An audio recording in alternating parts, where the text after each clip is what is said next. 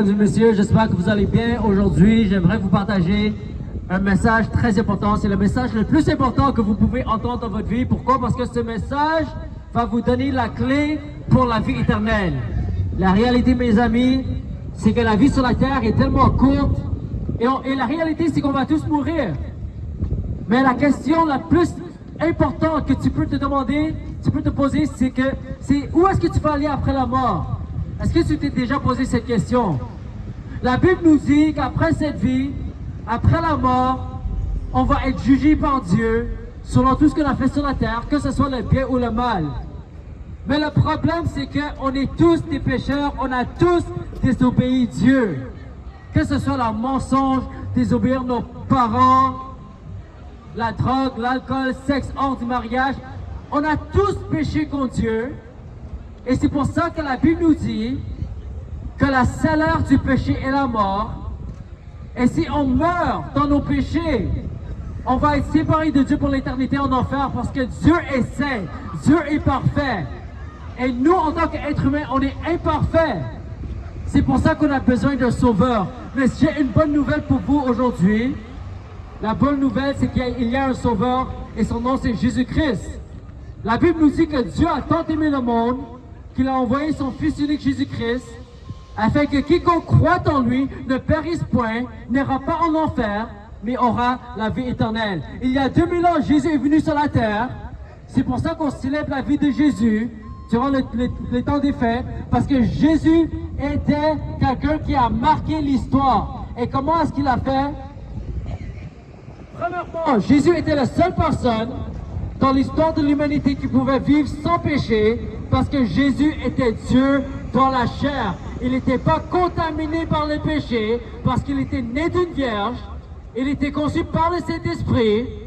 Il a vécu une vie sans péché. Alors Jésus était qualifié pour devenir le sacrifice parfait quand Jésus est mort à la croix pour nos péchés. Alors pourquoi Jésus est mort à la croix? Quand Jésus est mort à la croix, le jugement de Dieu, la punition de Dieu, le colère de Dieu que toi et moi on mérite a été mis sur Jésus à la croix.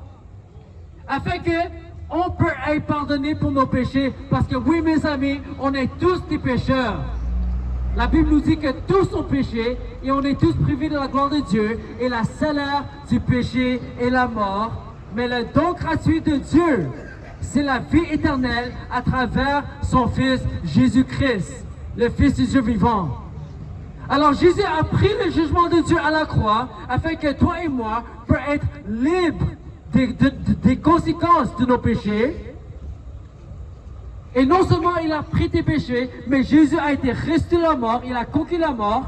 Et il a prouvé qu'il est réellement le Fils de Dieu. Il a prouvé que tout ce qu'il disait était la vérité. Et c'était quoi le message de Jésus? Jésus a dit, je suis le chemin, la vie et la vérité. Personne ne peut aller au Père sauf par moi.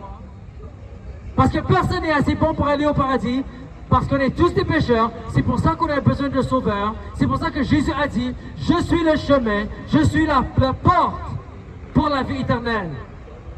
Alors si vous voulez avoir la vie éternelle, si vous voulez être pardonné de vos péchés, c'est très simple. Premièrement, il faut croire à la bonne nouvelle que Jésus est le Fils de Dieu, que Jésus est mort pour vos péchés et que Jésus a été resté la mort. C'est ça la bonne nouvelle. Non seulement tu dois croire à cette bonne nouvelle, mais tu dois aussi te repentir de tes péchés. Qu'est-ce que ça veut dire de se repentir? On doit reconnaître qu'on est des pécheurs.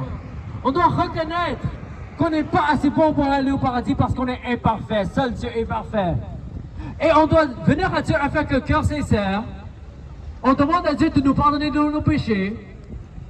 Et je ne parle pas d'aller aux confessions ou de confesser nos péchés à une prêtre. On peut confesser nos péchés directement à Dieu. On demande à Dieu de nous pardonner de nos péchés. Et on prend une ferme décision de se détourner de nos péchés et de suivre Jésus-Christ avec tout notre cœur.